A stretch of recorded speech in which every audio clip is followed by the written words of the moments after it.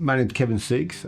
I'm from Scotland. I was born, raised and educated there. I went to Edinburgh University and in fact did my neurosurgical training in Glasgow.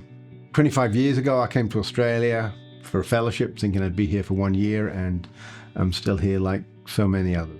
In 2010 I had the opportunity to come to Macquarie. I embraced it. It's a more academic environment, something that I grew up with, and I've enjoyed being part of this. The things that I enjoy about Macquarie is that we work with fellows. Working with fellows, particularly from around the world, has been an eye-opener because you learn as much as you give.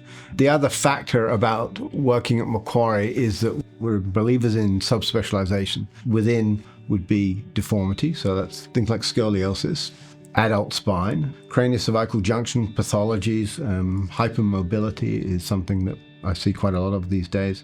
We've had to develop better techniques for less invasive techniques and ways of operating on people that kind of historically were just sort of, just sit in a wheelchair. And that's not acceptable anymore. And there are things that we can do. But it's challenging work, and it's a very team-orientated approach because there's multi-system problems that need to be addressed.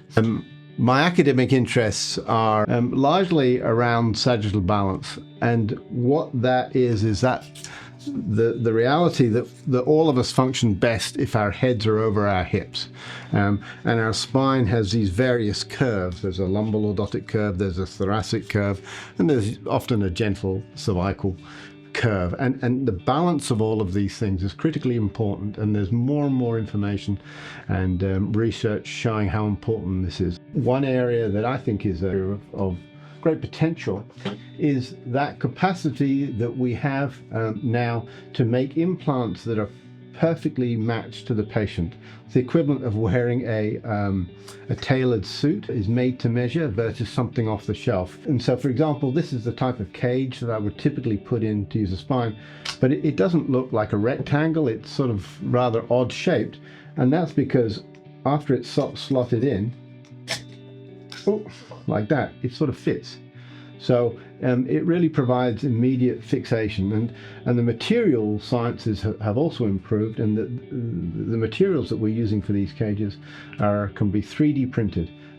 So that it's now the economics of manufacturing implants have been improved, and so I think this is very exciting technology. So we've got some interesting cases on the ward at the moment, and the first lady is 95, and the lady has been hospitalized with her pain. She's got severe back pain. She can't stand, she can't walk, she's miserable, she'd rather die, and she's very upfront about that. On her imaging, she had the bones were a little bit out of line, and there was a severe narrowing of the spine.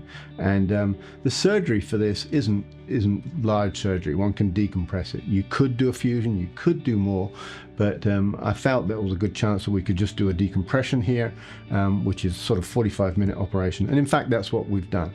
Having been hospitalized for months, having repeated injections, having been sort of told that she's too old for it, I felt that we could do something, and we were able to. She has it done, and she's delighted, her family's delighted. This elderly lady, she had what's called a spondylolisthesis, and the spondylolisthesis is when the vertebrae are out of line. That process of degeneration and being out of line leads to thickening of the ligaments, perhaps some thickening of the bones, and together they can end up squashing the nerves. Sometimes we can do simple things, which is really just to remove the excess tissue and to access where the nerves are so that we can decompress the nerves, allow the nerves to breathe again, to get blood flow, and that relieves their symptoms.